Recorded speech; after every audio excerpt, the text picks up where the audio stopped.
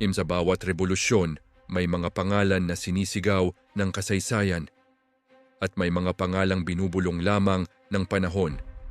May mga bayani na inililok sa monumento at may mga bayani na nananatili sa lilim kahit sila ang naglatag ng pundasyon. Isa sa kanila si Ladislao Diwa. Hindi siya ang pinakakilala. Hindi siya ang madalas nasa aklat. Hindi siya ang laging nasa talumpati. Ngunit kung wala siya, maaaring hindi na isilang ang katipunan gaya ng pagkakakilala natin ngayon. Ito ang kanyang kwento. Isinilang si Ladislao Diwa noong ika-27 ng Hunyo 1863 sa Cavinti, Laguna, isang tahimik na bayan na papalibutan ng bundok, lawa at lupang sinasaka ng karaniwang Pilipino. Hindi siya ipinanganak sa karangyaan, ngunit hindi rin sa ganap na kahirapan.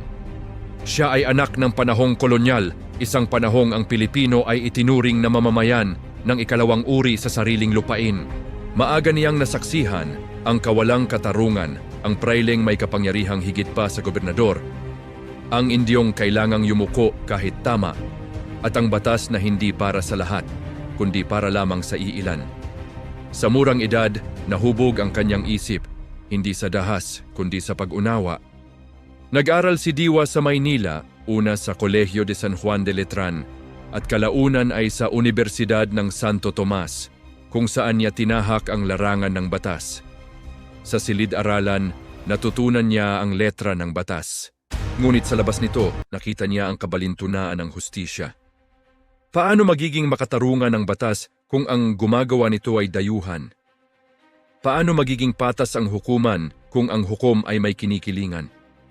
At paano magiging tahimik ang konsensya ng isang abogadong alam ang katotohanan, ngunit pinipiling manahimik? Dito, nagsimulang mabuo ang diwang revolusyonaryo ni Ladislao Diwa, hindi pa dalos-dalos, kundi malalim at may disiplina. Sa Maynila, nakilala ni Diwa sina Andres Bonifacio at Deodato Arellano, tatlong lalaking magkakaiba ang personalidad, ngunit iisa ang mithiin. Si Bonifacio, apoy, sigla, masa. Si Arellano, organisasyon, lohika, karanasan. At si Diwa, estratehiya, batas, at prinsipyo. Hindi si Diwa ang pinakamaingay sa kanila. Ngunit kapag nagsalita siya, nakikinig ang lahat.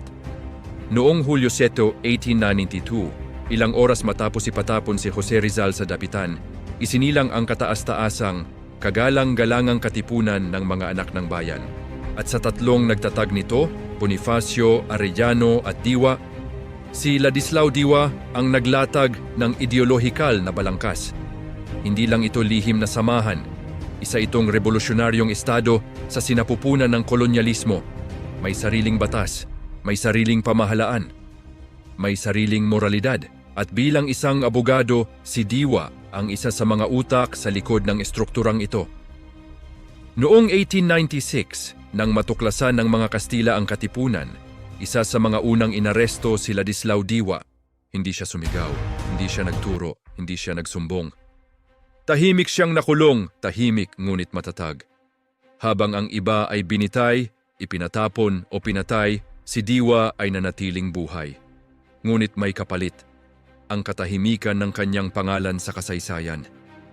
Matapos ang revolusyon, hindi siya humabol sa kapangyarihan. Hindi siya humingi ng posisyon. Hindi siya nagsulat ng sariling papuri. Sa halip, naglingkod siya sa pamahalaan, sa batas at sa mamamayan. Tahimik, tuloy-tuloy, walang drama. Ito ang dahilan kung bakit bihira siyang banggitin.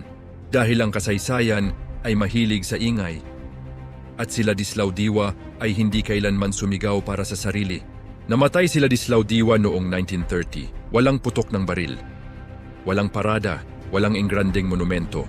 Ngunit ang Diwa na iniwan niya, ang ideya na ang revolusyon ay dapat may prinsipyo, hindi lang galit, ay buhay pa rin. Sa bawat Pilipinong lumalaban gamit ang isip. Sa bawat abogadong pinipiling ipaglaban ang tama kahit mahirap. At sa bawat mamamayang ayaw kalimutan ang kasaysayan, naroon si Ladislao Diwa.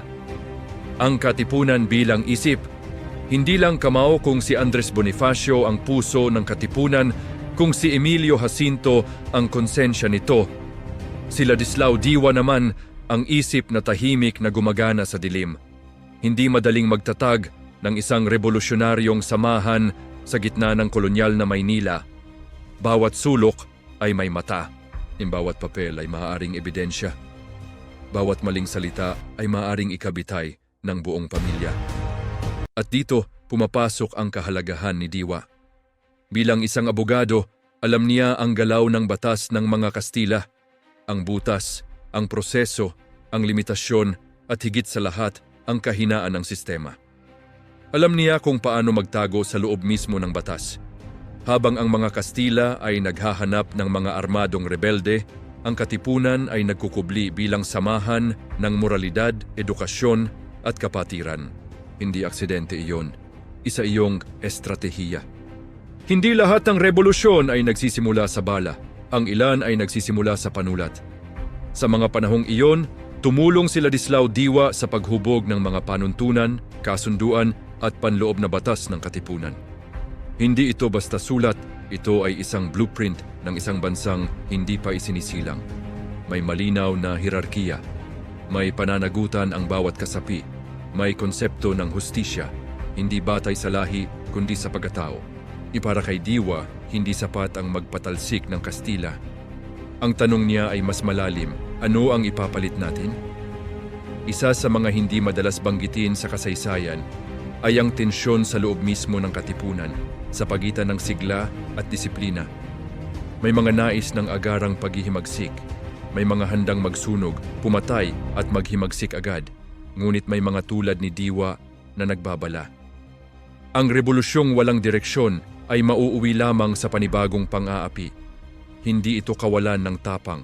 Ito ay tapang na mag-isip bago kumilos. At sa maraming pagkakataon, si Diwa ang boses ng pagpipigil. Isang papel na hindi kailanman naging popular, ngunit palaging mahalaga. Taong 1896, isang punit na papel. Isang lihim na natuklasan. Nang mabunyag ang katipunan, gumuho ang maingat na mundong binuo nila sa loob ng 4 na taon. Biglang nagliwanag ang dilim at sa liwanag na iyon, nagsimula ang pag-aresto. Isa si Ladislao Diwa sa mga unang kinuha. Hindi siya armado. Wala siyang dalang itak.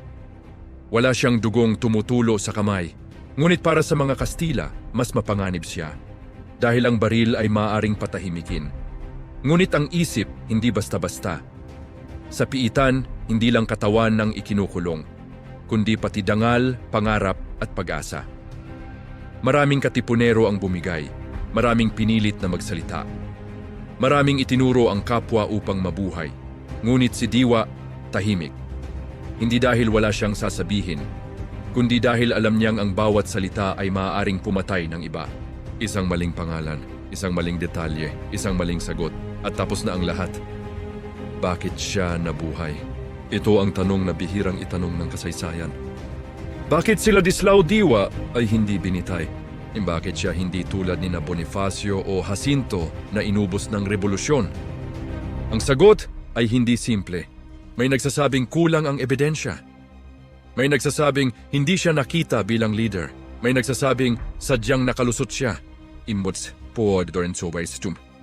Itinasyoten ba Kastilas, $2 sa lagandain. At minsan, ang pinakamapanganib na tao ay ang hindi napapansin. Pagkatapos ng himagsikan, maraming dating revolusyonaryo ang humabol sa kapangyarihan. May mga naging general, may naging politiko, may naging alamat. Si Ladislao Diwa, bumalik siya sa batas. Sa serbisyo, sa katahimikan, hindi siya nagsulat ng memoir. Hindi niya ipinagyabang ang papel niya sa katipunan. Hindi niya sinabing, kung wala ako, wala kayo. At dahil doon, unti-unti siyang nakalimutan. Ang kasaysayan ay madalas pumipili ng mga karakter na madaling ikwento. Mga bayani na may sigaw. Mga eksenang may dugo. Mga katapusan na dramatiko. Ngunit paano ang mga tulad ni Diwa, na ang revolusyon ay ginanap sa isip, hindi sa entablado? Walang eksenang pangpelikula, walang huling sigaw, walang litrato ng kamatayan, at kaya siya nawala sa popular na alaala. Ang katipunan bilang isip, hindi lang kamao. Kung si Andres Bonifacio ang puso ng katipunan, kung si Emilio Jacinto ang konsensya nito, Si Ladislao Diwa naman ang isip na tahimik na gumagana sa dilim. Hindi madaling magtatag ng isang revolusyonaryong samahan sa gitna ng kolonyal na Maynila. Bawat sulok ay may mata. Bawat papel ay maaaring ebidensya. Bawat maling salita ay maaaring ikabitay ng buong pamilya. At dito pumapasok ang kahalagahan ni Diwa. Bilang isang abogado, alam niya ang galaw ng batas ng mga Kastila. Ang butas, ang proseso, ang limitasyon, at higit sa lahat, ang kahinaan ng sistema. Alam niya kung paano magtago sa loob mismo ng batas. Habang ang mga Kastila ay naghahanap ng mga armadong rebelde, ang katipunan ay nagkukubli bilang samahan ng moralidad, edukasyon at kapatiran. Hindi aksidente iyon, isa iyong estratehiya. Hindi lahat ng revolusyon ay nagsisimula sa bala. Ang ilan ay nagsisimula sa panulat. Sa mga panahong iyon, tumulong si Ladislao Diwa sa paghubog ng mga panuntunan, kasunduan at panloob na batas ng katipunan. Hindi ito basta sulat. Ito ay isang blueprint ng isang bansang hindi pa isinisilang. May malinaw na hierarkiya. May pananagutan ang bawat kasapi. May konsepto ng hustisya. Hindi batay sa lahi kundi sa pagkatao. Para kay Diwa, hindi sapat ang magpatalsik ng Kastila. Ang tanong niya ay mas malalim, ano ang ipapalit natin? Isa sa mga hindi madalas banggitin sa kasaysayan ay ang tensyon sa loob mismo ng katipunan sa pagitan ng sigla at disiplina. May mga nais ng agarang paghihimagsik. May mga handang magsunog, pumatay at maghimagsik agad. Ngunit may mga tulad ni Diwa na nagbabala. Ang rebolusyong walang direksyon ay mauuwi lamang sa panibagong pang-aapi. Hindi ito kawalan ng tapang. Ito ay tapang na mag-isip bago kumilos. At sa maraming pagkakataon si Diwa ang boses ng pagpipigil. Isang papel na hindi kailanman naging popular, ngunit palaging mahalaga. Taong 1896, isang punit na papel. Isang lihim na natuklasan. Nang mabunyag ang katipunan, gumuho ang maingat na mundong binuo nila sa loob ng 4 na taon. Biglang nagliwanag ang dilim at sa liwanag na iyon, nagsimula ang pag-aresto. Isa si Ladislao Diwa sa mga unang kinuha. Hindi siya armado, wala siyang dalang itak, wala siyang dugong tumutulo sa kamay. Ngunit para sa mga Kastila, mas mapanganib siya. Dahil ang baril ay maaaring patahimikin. Ngunit ang isip, hindi basta-basta. Sa piitan, hindi lang katawan ang ikinukulong, kundi pati dangal, pangarap at pag-asa. Maraming katipunero ang bumigay, maraming pinilit na magsalita, maraming itinuro ang kapwa upang mabuhay. Ngunit si Diwa, tahimik, hindi dahil wala siyang sasabihin, kundi dahil alam niyang ang bawat salita ay maaaring pumatay ng iba. Isang maling pangalan, isang maling detalye, isang maling sagot, at tapos na ang lahat. Ito ang tanong na bihirang itanong ng kasaysayan. Bakit si Ladislao Diwa ay hindi binitay? Bakit siya hindi tulad ni na Bonifacio o Jacinto na inubos ng revolusyon? Ang sagot ay hindi simple. May nagsasabing kulang ang ebidensya. May nagsasabing hindi siya nakita bilang leader. May nagsasabing sadyang nakalusot siya, ngunit maaaring ang totoo ay ito. Hindi nakita ng mga Kastila ang tunay na halaga niya. At minsan, ang pinakamapanganib na tao ay ang hindi napapansin. Pagkatapos ng himagsikan, maraming dating revolusyonaryo ang humabol sa kapangyarihan. May mga naging general, may naging politiko, may naging alamat. Si Ladislao Diwa, bumalik siya sa batas, sa serbisyo, sa katahimikan. Hindi siya nagsulat ng memoir. Hindi niya ipinagyabang ang papel niya sa katipunan. Hindi niya sinabing, kung wala ako, wala kayo. At dahil doon, unti-unti siyang nakalimutan. Ang kasaysayan ay madalas pumipili ng mga karakter na madaling ikwento. Mga bayani na may sigaw, mga eksenang may dugo, mga katapusan na dramatiko. Ngunit paano ang mga tulad ni Diwa na ang revolusyon ay ginanap sa isip, hindi sa entablado? Walang eksenang pangpelikula. Walang huling sigaw. Walang litrato ng kamatayan. At kaya siya nawala sa popular na alaala. Kung si Ladislao Diwa ay hindi mahalaga, bakit siya kasama sa 3 nagtatag ng katipunan? Kung siya ay hindi leader, bakit siya kinatakutan ng mga Kastila? Kung siya ay hindi bayani, bakit hanggang ngayon ay nararamdaman natin ang epekto ng mga ideyang ipinaglaban niya? Hindi lahat ng bayani ay namamatay sa labanan. Hindi lahat ay may monumento. Hindi lahat ay nasa pera o kalsada. Ang ilan, tulad ni Ladislao Diwa, ay nakatago sa mismong pundasyon ng bansa. Hindi mo sila agad nakikita. Pero kapag tinanggal mo sila, guguho ang lahat.